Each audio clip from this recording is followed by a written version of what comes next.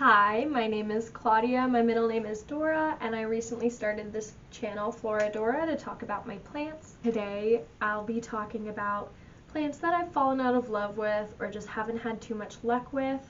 I've been going through my plants as I've been interested in purchasing more plants over the course of the next year and trying to decide which plants I don't need in my home anymore and that I can either sell on Facebook Marketplace or gift to a friend.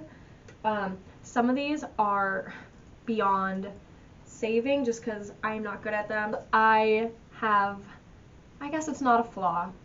It might be a strength in the long run, especially with plants, but I do not give up on them until they're literally a heap of mush, just beyond redemption. And so, because sometimes I've had weird things happen, it'll look completely dead, and then one day I see a little sprout popping up from it, so I still give them the chance to show me that they are alive, but eventually I do have to throw in the towel.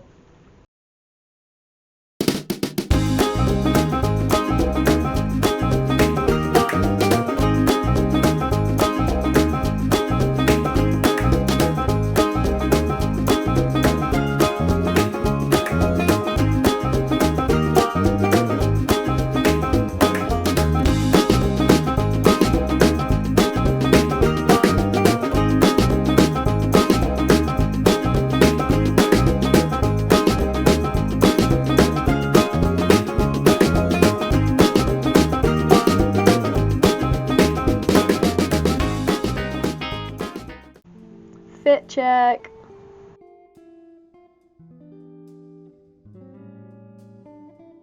Okay, so plant that I've fallen out of love with. I say falling out of love rather than plants I don't like, because at one point I did purchase it, and so I did think it was, a cool or interesting or beautiful thing to include in my home.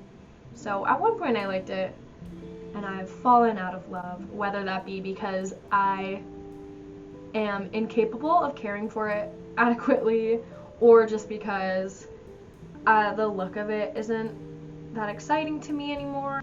So the first plant that I have fallen out of love with is this peace lily. So when I first got into houseplants, I was excited. As a foliage girl, this is gorgeous, right? This is beautiful.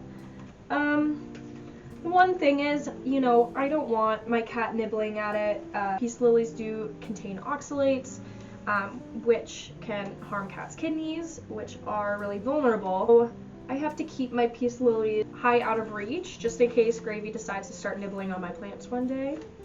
And so I keep this one up on the fridge. I like being able to shuffle around my plants, and when I have to have certain ones up out of the way, they take up space, and I like the top of my fridge as a place to put plants. Anyway, this one I think I'm going to be selling on Facebook Marketplace. Not for too much, it's a really common plant, but it is a bigger boy, so, maybe someone will be interested in it. Another reason this specific peace lily that I own is not my favorite is because I do have another peace lily, but I don't need two that I have to keep up and out of the way. So this is the one I will be keeping. As you can see, it's just more full, and I like the look of it better. The leaves are a little skinnier and longer, but I like this one better, so I'll be keeping this one. So the second houseplant that I've fallen out of love with is another one that I got pretty early on in my houseplant collecting endeavors, and it is a fiddle leaf fig, finicky fig. They're named fiddle leaf figs because their leaves are in the shape of what some might call a fiddle shape, so kind of the pear shaped. And while this plant looks like it's doing really good now, it just put out this leaf, which I think is like the perfect fiddle leaf fig leaf. It took a really long time to do that. So these are the first leaves that it gave me in my old house. And I was giving it a fair amount of sun, and it was in a good location. I wasn't moving it around, and I let it dry out between waterings. I was doing everything correctly. And it doesn't like change, it doesn't like transitions, and so it put out some bad leaves, which is fine. I like weird plants, but it really hasn't done too much for me. It's only been in these past couple months that it's been starting to put out these healthier leaves. And while it's really beautiful, I think someone could enjoy it more. Also, these plants really enjoy full bright light, and I just don't give him that. So I think someone could treat him better, because I like to save my brighter light areas. I like to save the places with bright light for plants that I enjoy more, and smaller plants too, because this just takes up too much space where there's a lot of light. And so I definitely don't give it the care it needs, but it's doing really well now. It just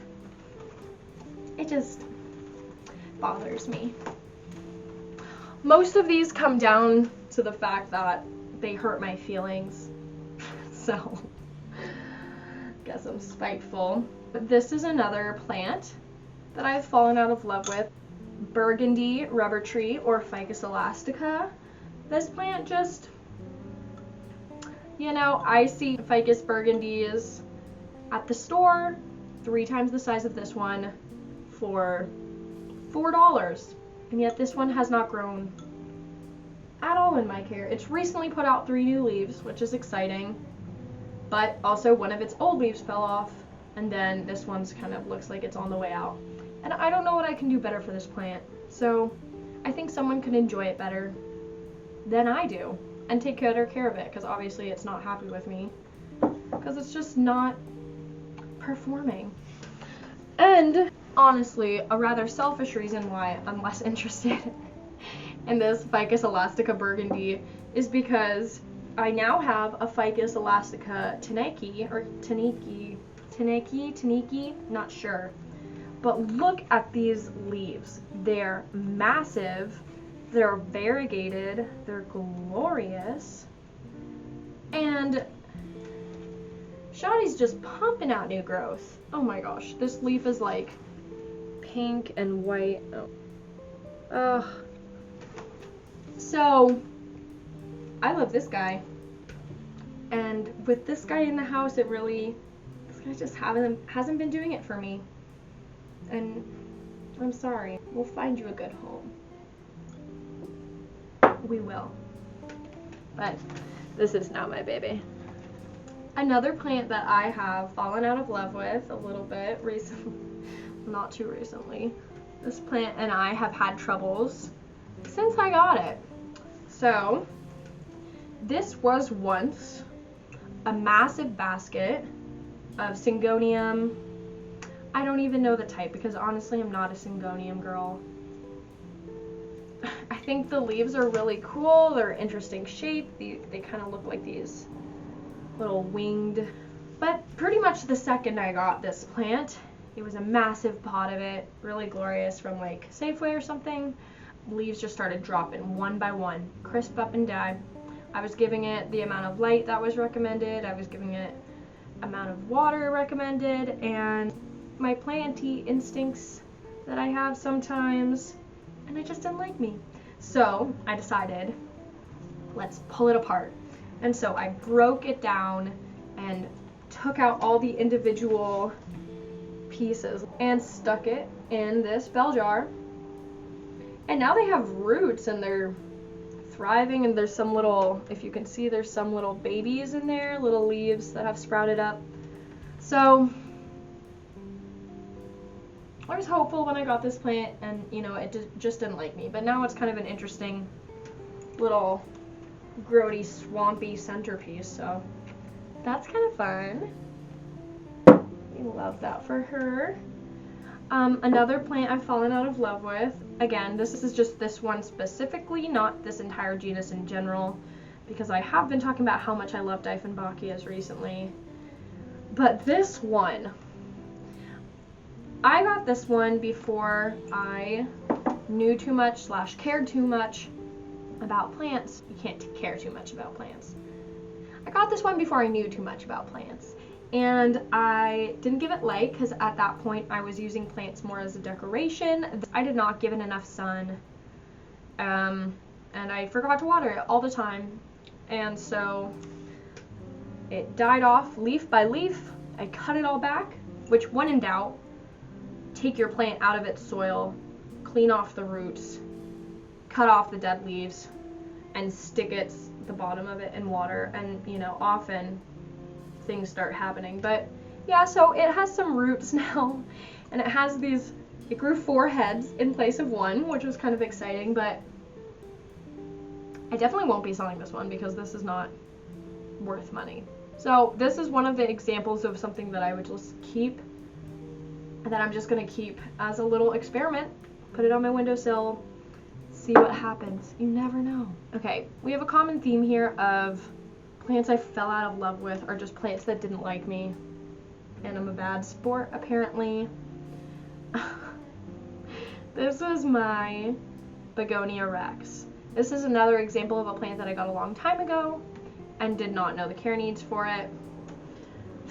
Took it out, washed it off, stuck it in water. I made a little rubber band apparatus to hold it in place.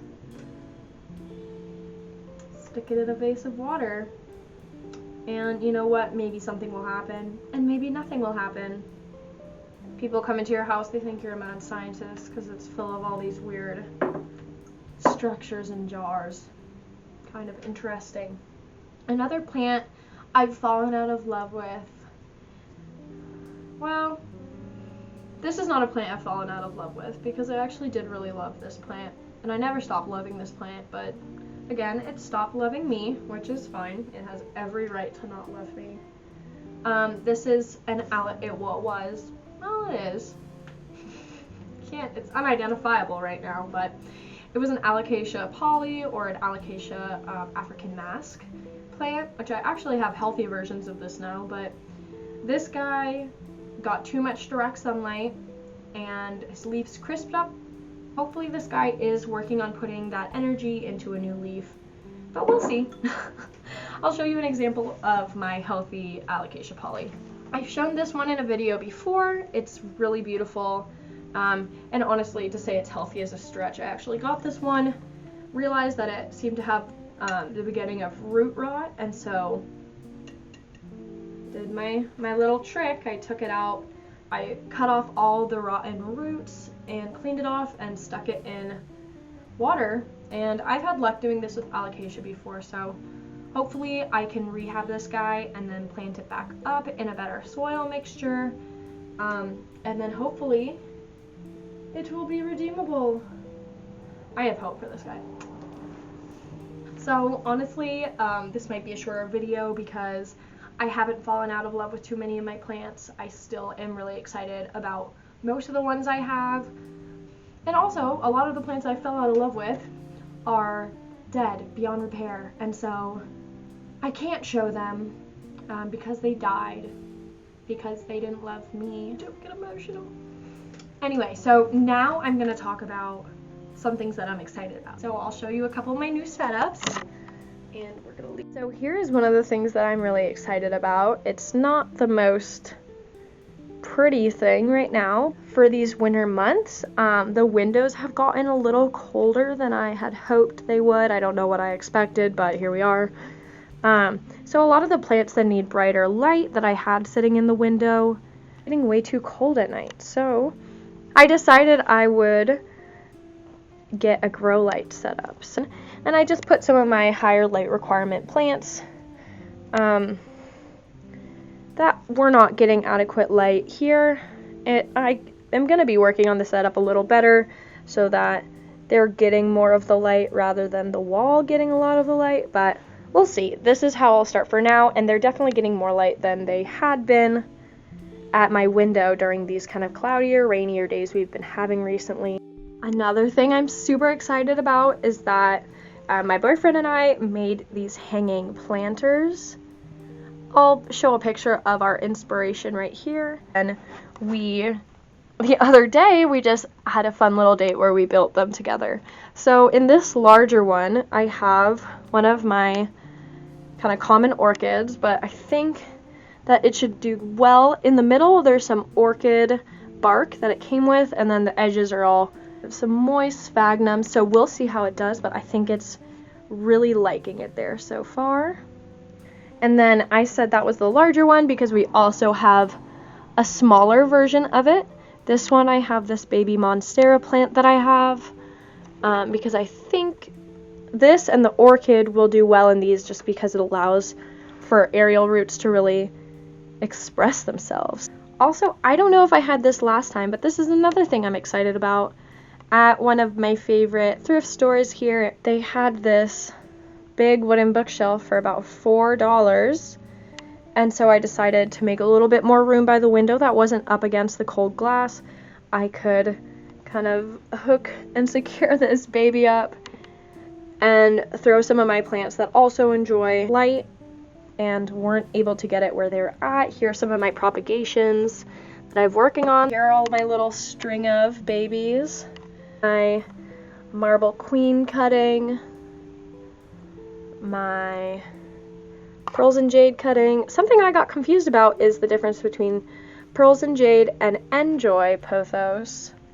I think mine is pearls and jade because it has spotting in both of the color sections, and it didn't look like the enjoy did, but I'm not quite sure. So if you know the difference and you can tell me what I have here, then comment down below.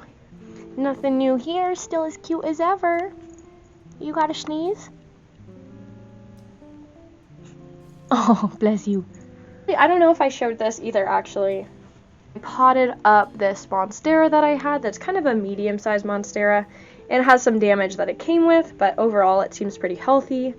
I secured it to this moss pole that I made after I did the other moss pole video for my Rhaphidophora tetrasperma.